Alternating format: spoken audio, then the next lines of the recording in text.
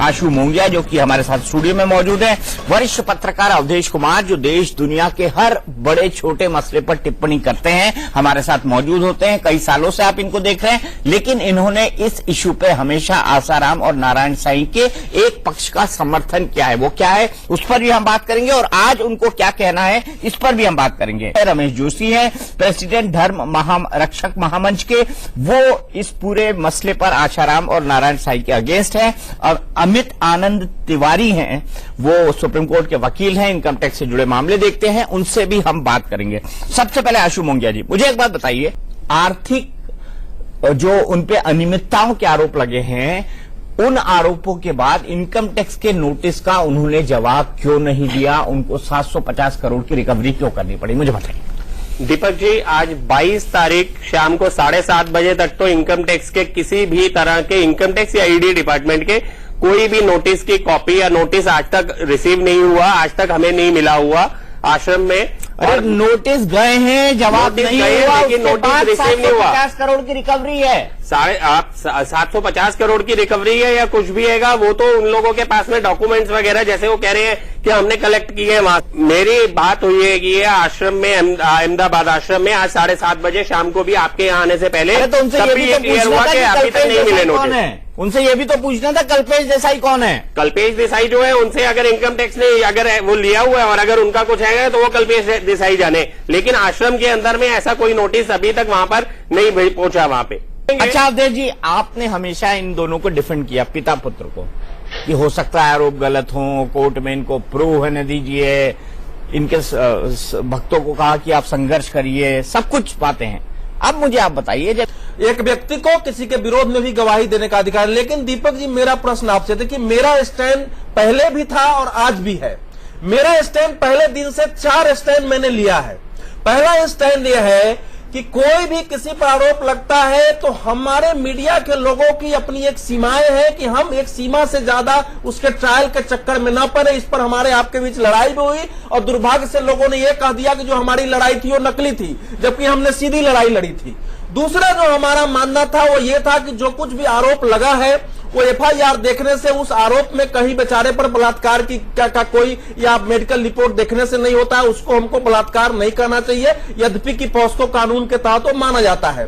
जो तीसरी हमारी लड़ाई थी, आपसे तीसरी बात नहीं, मैं फिर कह रहा हूं कि फिर लड़ाई हो जाएगी। मैं तीसरी बात जो मेरा अपना मानना यह था कि ये डिबेट चलाने से ऐसा लगता है जैसे दीपक चौरसिया और इंडिया न्यूज का कोई पर्सनल इंटरेस्ट है। दीपक, मेरा कहना यह है कि 750 करोड़ रुपया भी लग गया, इसमें आपका क्या इंटरेस्ट है ये देश भी जानना चाहेगा कि आप बार बार इस मुद्दे को क्यों उठाते हैं। हमसे लोग बहुत बड़ी उम्मीद करते हैं, इस आसाराम के पीछे आप क्यों पड़े हैं, मेरा यह कहना है। और एक अंतिम बात और मैं कहूंगा, जब इतिहास लिखा जाएगा पत्रकारिता का, मान लीजिए उसमें अगर आसाराम प्रकरण कोई लिखेगा तो क्या लिखेगा कि दीपक चौरसिया ने कोई बहुत अच्छा अध्याय पैदा कर दिया, स्वर्णिम अध्याय लिख दिया, या कुछ और लिखेगा। इतिहास निर्माण की भूमिका दीपक जी हम लोगों के जीवन में कभी कभार आती है, किसी के जीवन में एक ही बार आती है। इसलिए मैं आपको पहले भी कहा था और आज भी दोहराऊंगा कि अपने जमीर को झकझोरिए कि हम लोग एक कर। चलिए जवाब दीजिए, जवाब दीजिए। एक सेकंड, मेरा उत्तर यह है कि सलमान खान को दिखाता है लोग, तो क्या दीपक चौरसिया और अवधेश कुमार लकीर के फकीर हैं या पत्रकारिता में कुछ परिवर्तन के लिए आए हैं? पत्रकारिता का डेफिनेशन जो अवधेश कुमार करें, वो पत्रकारिता का डेफिनेशन नहीं हो सकता। जिस आदमी के 5 करोड़ फॉलोअर है, जिस एक नहीं है, आप इसका पैरामीटर नहीं डिसाइड कर सकते। आप इसका पैरामीटर मुझे बताइए। एक आदमी पर भी हमारा डिस्कस जरा सुनाइए एक एक करके। अवधेश कुमार जी ने पहले क्या कहा है आसाराम के बारे में? नहीं, आप सुनिए, कई केस बलात्कार का आरोप नहीं है, ये जानबूझकर आप तथ्यों को तोड़ रही है। कोई पूरे केस में बलात्कार का आरोप नहीं है। चिल्ला रहे हैं, आपके केस चिल्लाने से मुझे दीपक जी इसमें क्या लगता है?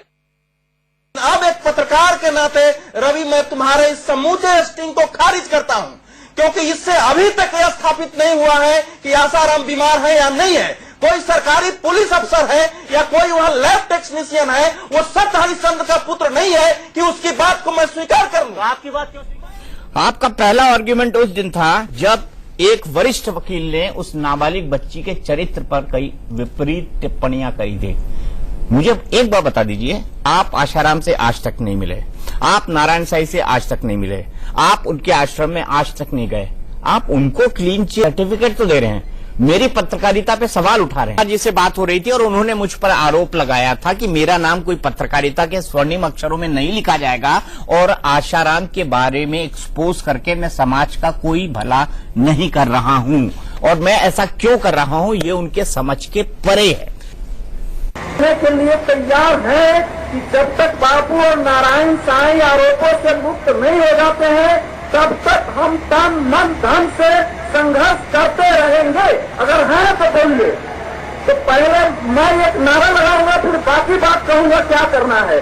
मैं बोलूंगा ऊपर से भी, करो या मरो। आप लोग भी बोलेंगे करो या मरो, करो या मरो, करो या मरो, करो या मरो। अब मैं योजना बता रहा हूं, जो मैंने समझा है तो मैं उनसे बात कर रहा हूं। सबसे पहले मेरा प्रस्ताव है, अखिलेश जी, नीलम जी, बाकी चक्रपाणी जी, सबसे पहले एक मंच की स्थापना हो, चाहे उसका नाम आसाराम न्याय मंच हो, चाहे बापू न्याय मंच हो या आश्रम न्याय मंच हो। सबसे पहले एक केंद्रीकृत मंच की स्थापना करिए और उसका एक बहुत ही समझ बूझ वाला उसका संयोजक और प्रभारी हो, और देश भर वाला उसका संयोजक और प्रभारी हो, और देश भर में जितने भी कार्यक्रम हो वो उन सब का नियोजन वहां से होना चाहिए। पहले तो मेरा एक प्रस्ताव तो ये है। तो फिर ये आगे जो मैं कह रहा हूं कि देखिए ऐसा है कि आपको अस्थायी रूप से उन सरकारों पर भी, उन पुलिस पर भी आपको अगर दबाव बढ़ाना है तो नियमित रूप से आपको जोधपुर, जयपुर, सूरत और गांधीनगर में ऐसे धरना प्रदर्शन करना होगा और उसकी योजना। फिर आगे चलेंगे, यहाँ पे रोके फिर आगे चलेंगे। अवधेश कुमार जी, आपने कहा कि प्रत्यक्ष आपका उनसे कोई संबंध नहीं। आप तो महात्मा गांधी जी ने एक नारा दिया था, करो या मरो। आप तो आशाराम और नारायण साईं के लिए नारा दे रहे, करो या मरो। ये कह रहे बापू संघर्ष मंच बनाइए आप।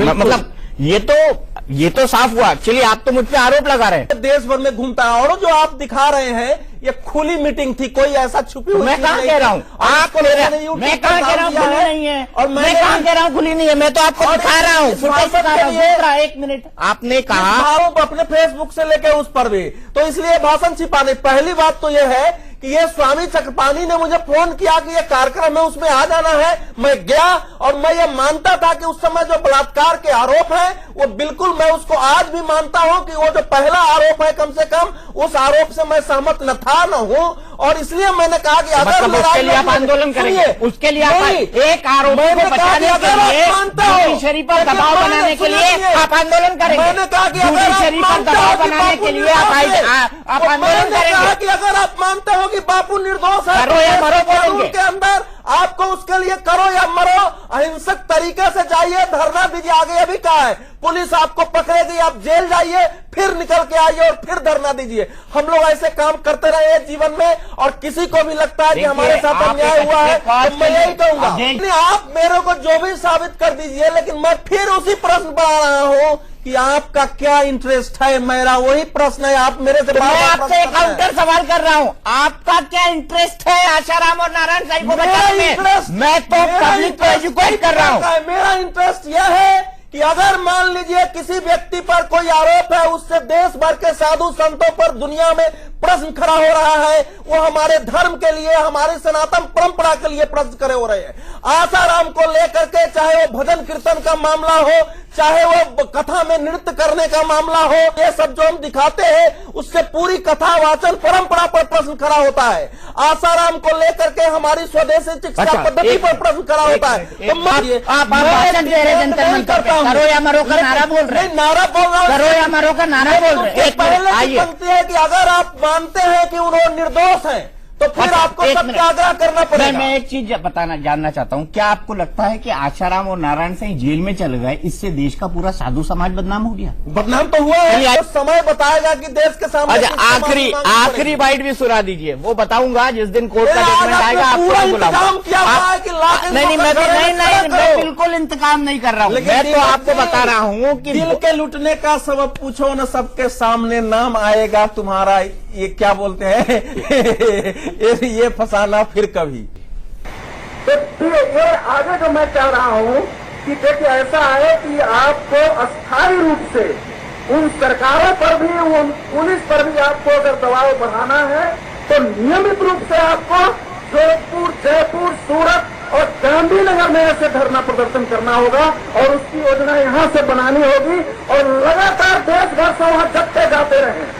ये दूसरा मेरा प्रस्ताव है, इसमें आवश्यकता होगी बीच बीच में मैं भी आऊंगा, बातचीत होती रहती है, क्योंकि इस समय पूरी ताकत लगी है, जितना ज्यादा संभव है मुकदमे और आरोप लगाओ ताकि इनकी जमानत ही नहीं हो सके, बाहर भी नहीं हो सके।